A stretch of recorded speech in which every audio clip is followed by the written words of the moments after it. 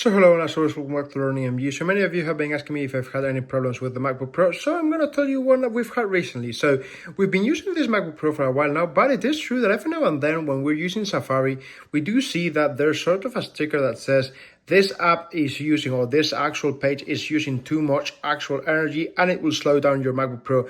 If you want it to go back to normal use, please close the tab. So we asked an actual informatic that we've got here on the team, and he told us that this is because of their RAM. So we've got here 8 gigabytes of RAM on the actual computers that we've got here on the team. All of them have 16 gigabytes of RAM, but this one was, let's say, the oldest acquisition we did for the team. And it is true that we've been using it to download Safari, loads of actual PDFs, also a lot of marketing strategies that has a lot of images.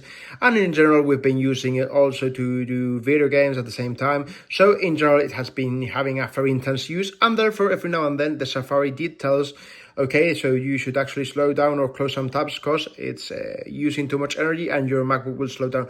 Well, technically, if you had 16 gigabytes of RAM or even more, this wouldn't appear. So to solve this problem, just get a MacBook Pro with more gigabytes of RAM, okay?